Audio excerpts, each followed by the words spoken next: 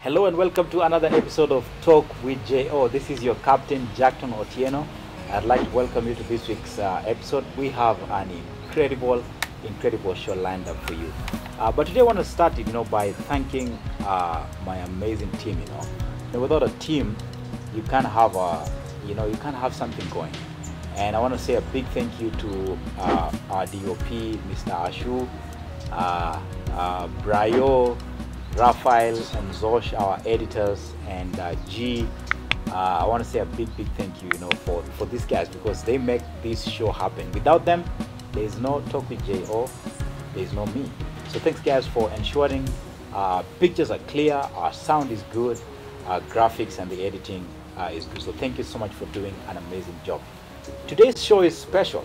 I'm hosting a gentleman who is a market development specialist for shared economy and fintech solutions, and we're going to be talking about money matters. So it's going to be an interesting show. His name is Frank Orwaru, and he's already here with me, man. Frank, so good to see you. Good afternoon, viewers. What a way to start, man. Yeah, so good to see you, man. Thanks, bro. How you doing? How have you been? How's this COVID season? Because I haven't seen you, for quite a while. I think the last time I saw you was 2019. Yeah. I think. Yeah. Yeah. How's the COVID season been treating you? Well, it's taken its toll, but tough times produce tough people. So what doesn't kill you makes you stronger. Yeah. So I guess I'm more stronger now than I was back then. Yes. Yeah. Yeah. So today we're gonna get to hear Frank's story. Frank, we say that on Talk with J.O., everyone is important, everyone has a story to tell, and everyone's story is important. And that's why we reached out to you, because we believe your story is important. But we're not just going to do Frank's story, but we're going to fuse, because you're a finance enthusiast, we're going to fuse your story and kind of share knowledge on money matters, because you have a lot of knowledge in regards to that. So let's start from who is Frank? Kind of a broad, difficult question, but if someone asked you that, what would you say? Well, Frank is a young man that was born in Meru. Meru? Yeah. Okay. I was actually born in Kovu Hospital. In Kovu Hospital. Kovu? Yes. Kovu, Meru. Yes. So I lived in Meru for a while. Moved to Nanyuki. Okay. Did my nursery there, and then I moved to Nakuru. Did my primary there. I also went to my high school back to Meru. Okay. That's Chogoria Boys. Yeah. And after I cleared high school, I came back to Nakuru, where I went to Kabarak University, and then after clearing Kabarak University, I found myself in Nairobi. Okay. So when I was in Kabarak, I was never interested in anything to do with finance. Actually, I was trying to avoid anything that had to do with accounting and finance. Yeah.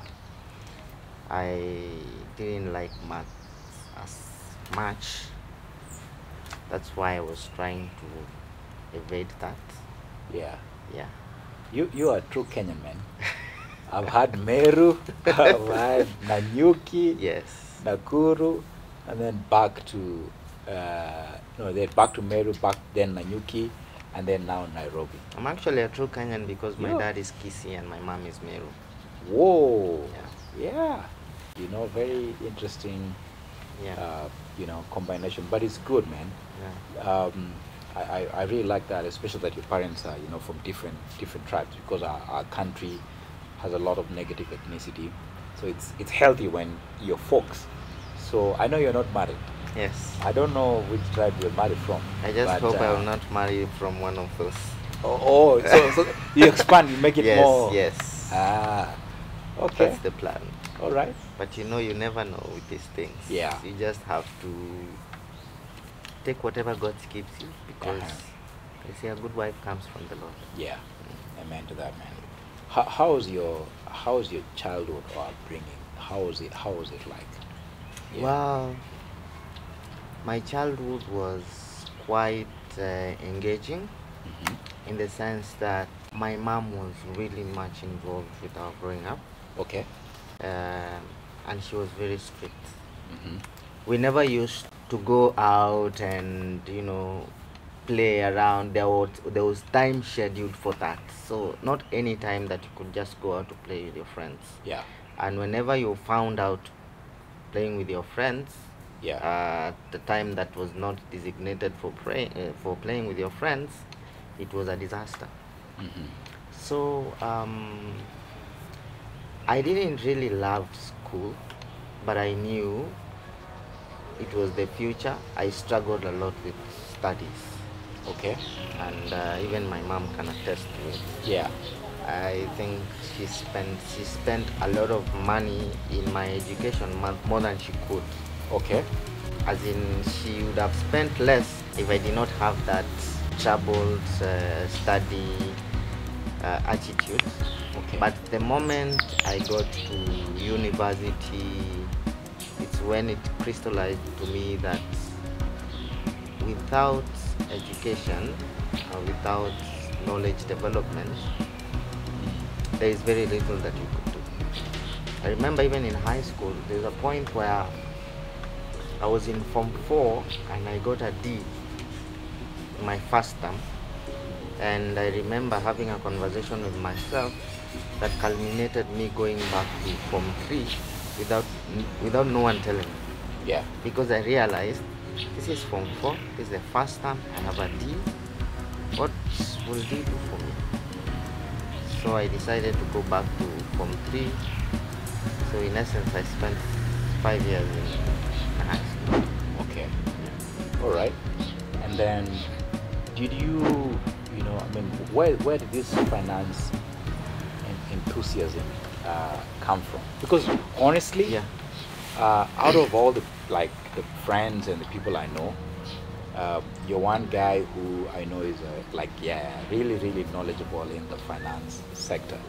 You know, you've got quite some experience even. Well, of course, we'll touch base on, you know, like the places you've worked with and what you're doing. Yeah. So where did this? Because you just mentioned that you're not really good at math. Yeah. And you didn't even like it. You didn't like studies.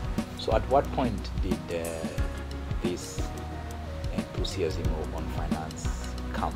So back then when I was in campus, I met a gentleman called Mosh. Mosh. So Mosh used to do forex trading. So I didn't know what forex trading was. Yeah. At that point. So Yeah. when I got into his office, Yeah. I saw like 6 screens and all of them had graphs. Yeah. Yes. Green waves. Green. It was light green and red. blue. Green and red. Yeah. Okay. Yeah. So I was so fascinated with the setup that I really wanted to know what was going on here. Yeah. So at that time there was a pyramid scheme. Let me call it a pyramid scheme that was called bullish trade.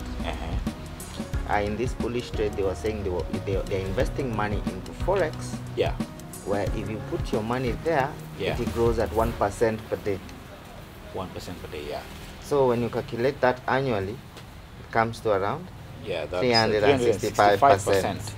So if That's I give you crazy. my 1,000 shillings right now, in 1 year's time, that's 365,000. That's madness. So I thought to myself, how much money am I comfortable losing? Because you know, such high return ventures usually come attached with a very high risk. Yeah. So I had like 7,000 shillings. I put my 7,000 down there, and I could see in the system the money growing just like they had said. And I was very happy about it. Yeah. But I never asked myself, how was I going to withdraw this cash? Yeah. And that's where I realized there was a problem. But I told myself, I reminded myself of that Swahili saying that says, Yeah. penye moshi, Ni penye moto or penye moshi? Hapakosi moto. penye moshi, hapakosi moto. Yes. So this guy said that they were trading forex. Uh-huh. I want to know what this forex market is all about. Yeah. So Mosh, we were friends for like 3 weeks, and then he disappeared, in the sense that even his phone numbers were not working, but he had left me with a website to go look at. Okay. It's called babypeeps.com. Mm-hmm. So I went and studied. It's a class. It's a forex class. Yeah. It's got like 351 classes. Yeah. And there's a way they categorize them, like the unit and stuff like that. Mm-hmm. So I went and looked at that. I learned quite a lot. Yeah. So when I finished campus, I did my community service. Yeah. And then I did my internship at Bible Society of Kenya. Yeah. In campus, I did business management and information technology. Okay. So I was attached at the Bible Society of Kenya to handle their IT setup. I was sort of an assistant IT manager. Yeah. So whenever there was a board meeting, I was the one to go set up the projectors and make sure whatever technology stuff that needed to be in the boardroom was there and was working properly. Mm-hmm. So it was at that time that I was keen in getting to actively trade in the forex market. Yeah. Now the knowledge that I had acquired over time, this was time that I wanted to put it in practice. Mm-hmm. And now, having these cards where you can transfer that money from your card to an e-wallet, that's when I was getting to learn all this stuff, and it was successful. I had an initial investment of 100,000 shillings. Yeah. I was making like 10% per month. Okay. But the entire amount that I was making was being eaten by the overheads. I had to pay for internet. Yeah. There was also someone who was training me from Australia. Mm-hmm. I was paying him like $100. So I was usually going back to my pockets to get cash to. Yeah. But I didn't mind because it was a learning process for me. You wanted to learn and you wanted to grow. Learn. You wanted knowledge. Yeah. So that's where my interest for finance came in, because I looked at it. I was like, is it possible that I can invest like $100 today, and at the end of the year I make like 70%? Mm-hmm. Well, that's not too ambitious, neither is it that bad. That bad. Yeah. And I looked at it and I asked myself, if this would happen cumulatively, where would it lead to? Mm-hmm. And becomes an interesting story. Yeah. So that's where my passion for finance came in. And when I was doing that, I realized the job that I was doing at the Bible Society of Kenya was, I had to get a real job that would pay me real money. I started applying, and I remember one evening before I got out of work, someone sent me a link to apply for a KCB job as a direct sales representative. Mm-hmm. So I remember I was debating whether to apply for it or not, but I said, let me just apply. Yeah. You know those things that you I don't lose what I don't have. 50-50 I don't have it. Yes. So let me just do it. And actually those things that you're usually 50-50 about are the ones that usually work out. So I was called for the first interview. It was an aptitude test. We were like, I think 200 of us. Wow. KCB has got a leadership center at Karen. Yeah. It looks like a hall where you go sit down, like it's like a class. Yeah. You're given pieces of paper, like you're doing an exam. Yes. Oh, really? And you'll do that. And when I was coming out of it, I was like, I don't think I'm gonna hack this. Those questions were quite hard. Difficult, eh? Do you remember the questions, and which one is like the most difficult ones? Or you don't remember? I think they are mostly mathematical formulas, Ah. and what was making them difficult is because you did not have time to do that Yeah. computation. But why ask you mathematical formulas for direct sales job? Is it because you I didn't work in think a bank, or it was just like an aptitude? I believe, and actually, it's not just that. Most Yeah. of the time, when organizations are doing aptitude tests, Yeah. their main aim is not for you to answer right or wrong. Uh-huh. It's to understand what's your thought process. How do you structure your mind when you're thinking? Yeah. And eventually, I was called for the second interview. Okay. Which surprised Which me. means you really. passed the aptitude, Yes. the first one. Yes. Uh-huh. And then after the second interview, we were told open bank accounts. We're starting to work the following week. Ah. I got there, was very happy. Uh-huh. It was a sales job. I was selling loans to Yeah. everyone that I would find on the way. Yeah. I was excited for a few days and weeks until it started getting frustrating. I remember I had a target of 2 million per month. Okay.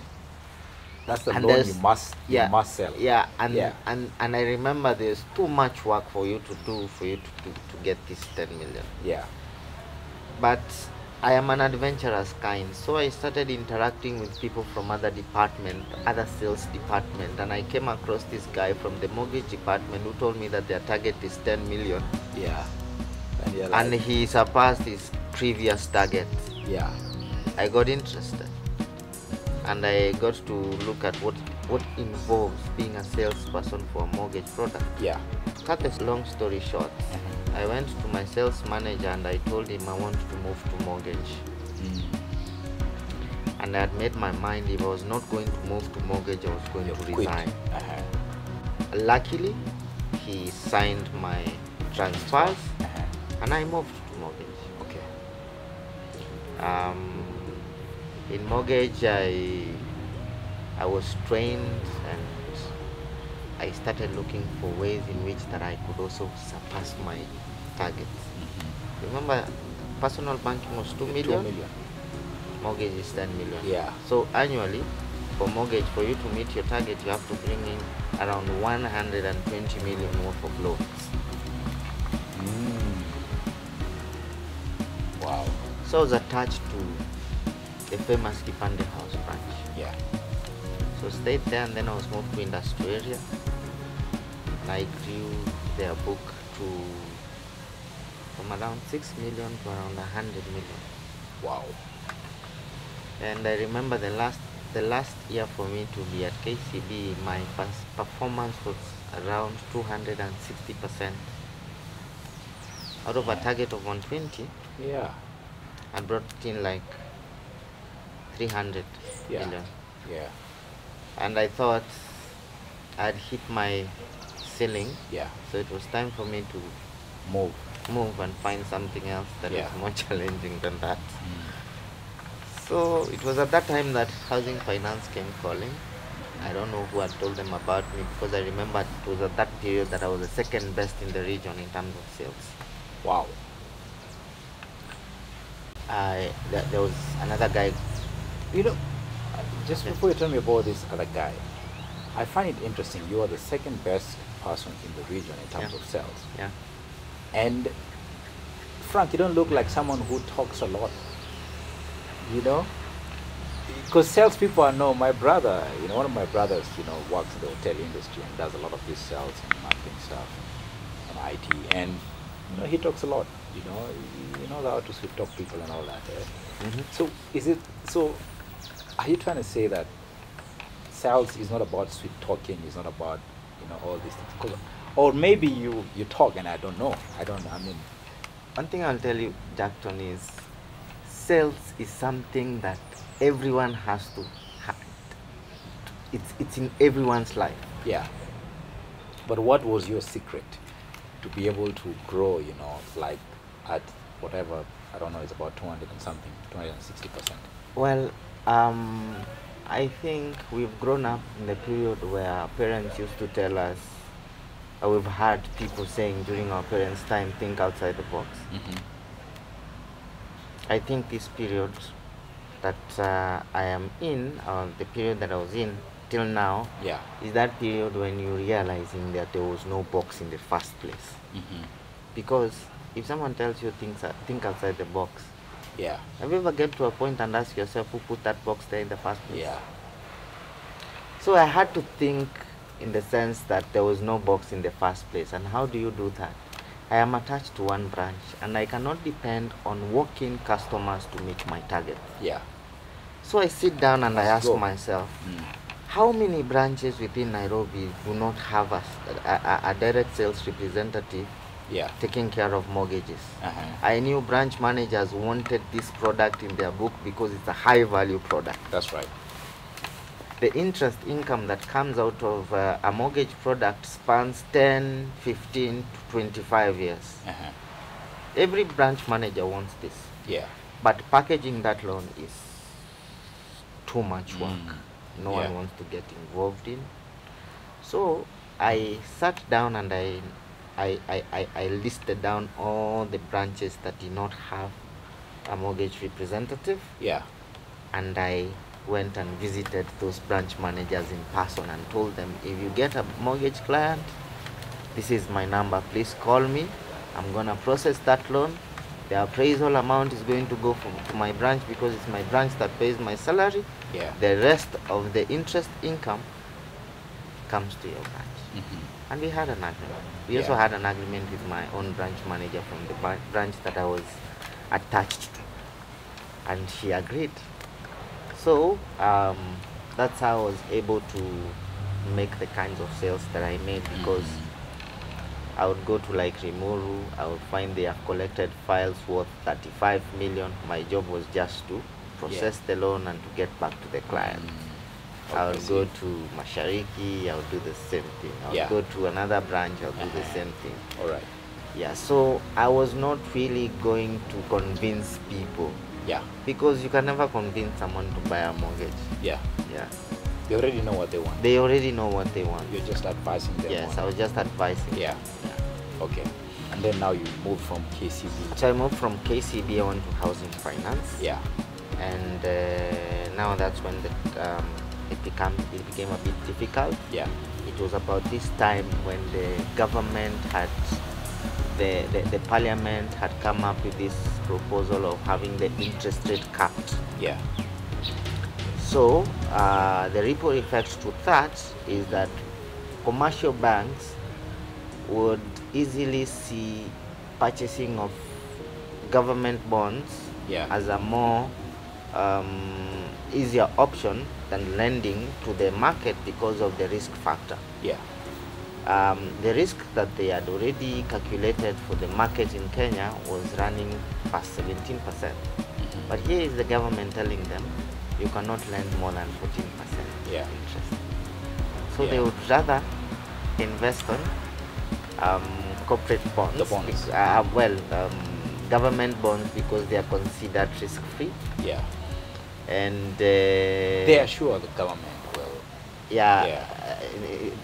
The theory is that the government has never defaulted. That's right. So that's why they saw it easier to lend. So we who used to lend to the public, at that time, now I've moved to housing finance, we are no longer having enough money to lend to the public. Yeah. So I realized that I was giving my clients so much lip service for nothing that I was going to offer. Yeah. I decided to resign. Okay. And I resigned without a job. Because I wanted to keep my reputation. I don't want to keep lying I don't want to keep being politically correct. Yeah. In the name of I have a job. I have a job. Yeah. So I resigned.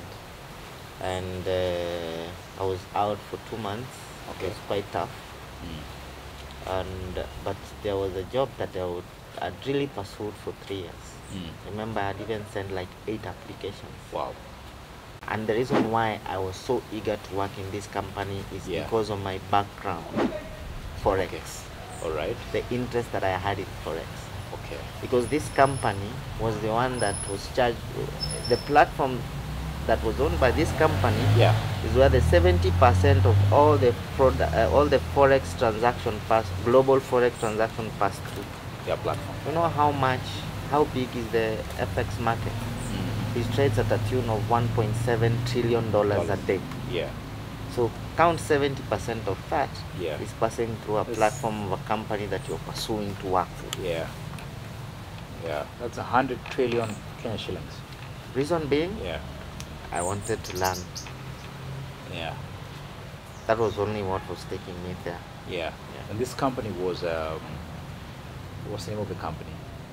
Back then it was called Thomson Reuters. Okay. It's a Canadian company that was cross-listed in Canada and in the New York. Yeah. Had been in existence for 120 years and was present in more than 100 countries. Okay. Yes. All right. And you worked there for how long, and like what was the lessons? Because this is a job you wanted, and you even you had applied 8 times. Yeah. 8 applications. Yeah. Rejected, and then finally. It's even interesting how I get this job. Yeah. Now, I'm here processing a loan for XY client who works at Reuters. Okay. Now she calls me and tells me there are some documents that you needed. Can you come and pick them from my office? Well, why not? Yeah. I walked in the office. The same graph that I saw in Moshe's office, You see it. I see it in Reuters. And I am like, I thought Reuters only does news. Yeah.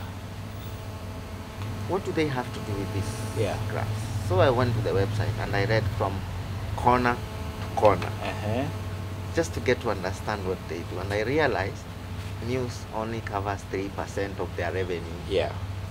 Just a tiny percentage. 97 is Yeah, financial and finance. risk. Yeah.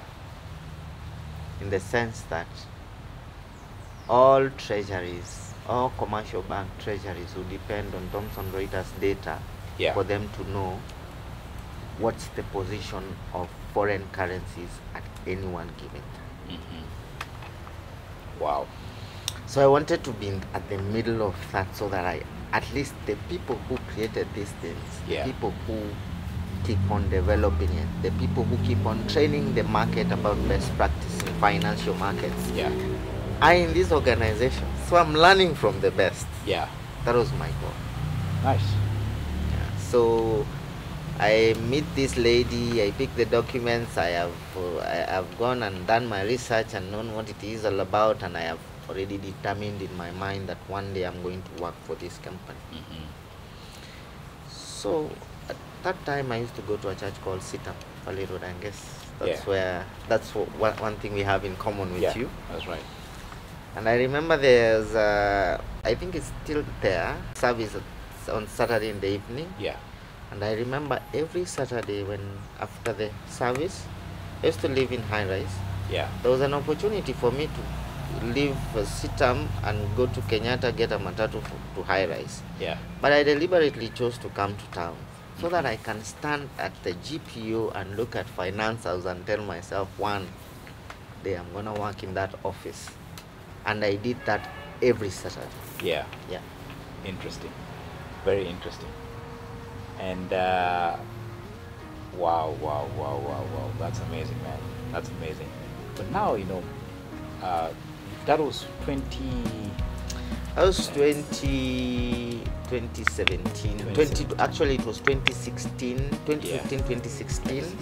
Because I joined Reuters in 2017. Yeah. 2018. All right. And now it's 2021. Yeah. And you're working with the market force. Yeah. Yeah. Which does what does market force do? So maybe I'll give you a bit of background. When I was in Reuters, I realized that there is a very huge connection between finance and technology. Yeah. And at this particular point, there is no way you can separate the two. Yeah. They are intertwined. That's right. So with my love for finance, I also had to fall in love with technology. Yeah. And I would look like solutions like Uber, Airbnb, and ask yourself, what are these solutions trying to solve? Yeah. They're trying to what they are trying to do, they are trying to create something called social economies, where there is no central entity that is managing anything. I think you, like for Uber, you just pick your phone, Yeah. you look for the available taxi that is around, Yeah. you call it, comes and picks you up. That's right. So that's what we call shared economies. There are other people who call these things Uberization of services. Yeah. Uberization, coming out of the name of Uber. Just like M-Pesa. So what Market Force does, Market Force is actually a tech startup. Yeah. Where I really work with really brilliant people. Yeah. And what Market Force does, it specializes on sales, pre-sales process. Sales is a process. Yeah. From the point where you acquire the client, where you get to show them the product, get them interested in the product, the point where you're closing the deal. Yeah. So there is a way we have structured that. So we realized that financial institutions have got field sales agents out there. Say for example, if I am a sales manager in a bank, I have like 100 sales agents who report to me on a daily basis. It's a lot of work if you ask them to send you reports on a daily basis, on a weekly basis, for you to churn out all that data and get to understand what was happening in the market at that particular time. So Market Force comes up with a solution called Market Force One, where me as a sales manager, I can be able to know where each and every particular sales agent that reports to me is at any one given time during the professional hours, working hours. And then you can be able to tell what are they doing in the market, because everything that they are doing, they are not writing the notes on notebooks. They have to write on this platform. Yeah. And also it's got reminders. These reminders will remind them on when is the next they're supposed to have a meeting with so and so, such a client. Yeah. When is the next follow-up? So basically that's what we do, but the solution has got so many other uses. We are in the fast-moving consumer goods market, and we are also moving to other markets. Good stuff, man. Yeah. Good stuff. I love it. Have you, ever wondered, how money has evolved over time? What is the financial market? What is inflation, and what are the current trends of money? So on this episode, man, on part 2, we want to get to a journey of just learning about all this stuff. So I'd like us to take a break, and I'd like you to sit back, relax, and catch us on part 2 as we just delve deep. Because basically, you can tell from the conversation that Frank here is so brilliant and has a lot of knowledge and experience in this sector as a financial enthusiast. Stay tuned right here on Talk with Jay, where it's all about inspiring stories. Catch you on part 2.